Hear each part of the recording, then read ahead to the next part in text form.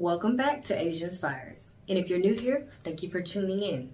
My name is AZIA. I'm a marriage and family therapist associate for the Live Center in Dallas, Texas. Thank you for watching today's episode of Ask AZIA, where I address people's questions about relationship, mental health, and other things. But please keep in mind, this is not therapy. This is just me giving my knowledge and my opinion on various things. Now, before we address the question, I want to, of course, ask you to go ahead and subscribe as well as hit the notification bell, especially because I have some exciting news coming within the next couple of weeks. But let's go ahead and dive right into the question.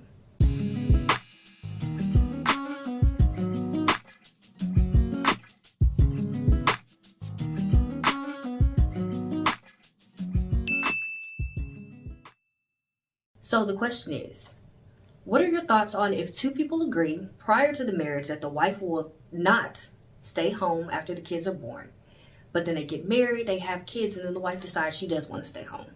Or if the opposite happens and they agree that the wife will stay home with the children after they're born, but then they get married, they have kids, and then the wife decides that she doesn't want to stay at home with the children. Is this grounds for divorce because the agreement is broken? First and foremost, I can only speak to what I think is correct based on my principles, beliefs, and values. Okay, so let's get that understood. If you don't agree, you just don't agree.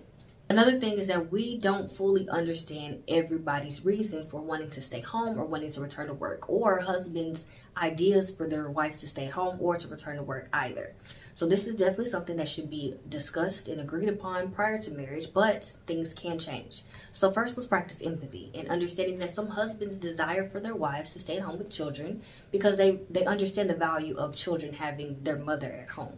Or some husbands also desire for their wives to return to work because maybe for financial reasons or just to keep them busy, whatever the case may be. Maybe they understand that their wife really enjoys work and they want to see them succeed.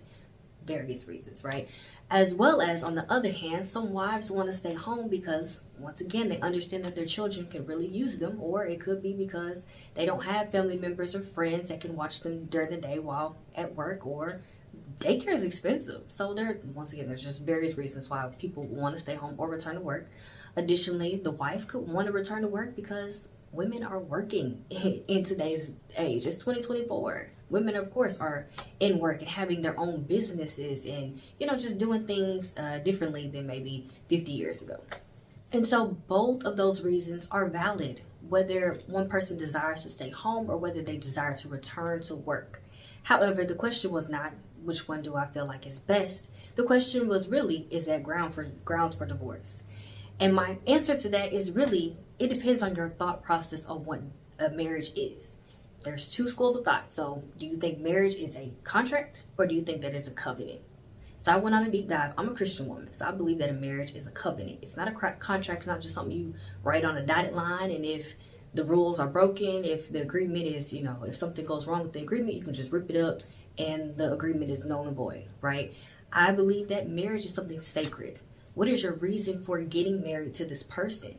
Did you get married and say, these are the things that I want? I want dinner at this time. I expect sex this many times. I expect for this to happen. I expect for you to stay home with kids. I expect to be able to stay home with kids or to return to work and whatever. And if these things don't happen, then the marriage is no longer, then we're not agreeing to what we signed for. If that's the case, if you believe it's a contract, then by all means, it's grounds for divorce. If you've ever had to sign a contract, then you know that when you do not follow these rules after you sign that dotted line, then the contract is null and void, and there's usually penalties behind it, right? However, if you look at it as a covenant and you understand that this is a relationship, and I married you because I see value in you. I married you because I want us to grow together. You help me to better myself, and I help you to better you. If you are committed to that person, then no, this is not grounds for divorce. And the reason being is because when you value your partner and you see this as a life partnership, then when things jump in the way, when you see hurdles coming up, you don't say, oh, okay, hurdles wasn't a part of the plan. You understand that things change as you go on in life. If you plan on being with this person 25, 50 years, you have to understand that both of y'all's ideas and thoughts and bodies are going to change. And you have to be okay with that. So whereas Prior to the marriage, the wife or the husband might have said, hey, I really would like for you to stay at home with the kids. Or, I really would like for you to return to work. After you have kids, you may see things completely different, and that's okay.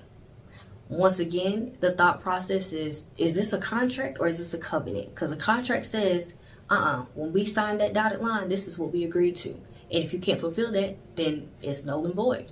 However, a covenant says that despite what we thought was going to happen prior, I'm committed to you and I'm willing to make this work. So let's figure out what this new, I don't want to say new marriage, but what this new idea looks like. Maybe you can stay at home part-time, or maybe I can stay at home part-time, or maybe I can return to work part-time, or, I don't know. I'm not here to provide solutions, but that's my thoughts on it. Comment your thoughts. I'm curious to know, what do you think? Is that grounds for divorce in your eyes? Also, growing up, was the idea of marriage seen as a contract or a covenant for you? Let me know in the comments below. And as usual, make sure that you like and subscribe this video, share it with someone. As well as don't forget to turn on those notification bell so that you can hear the upcoming announcement.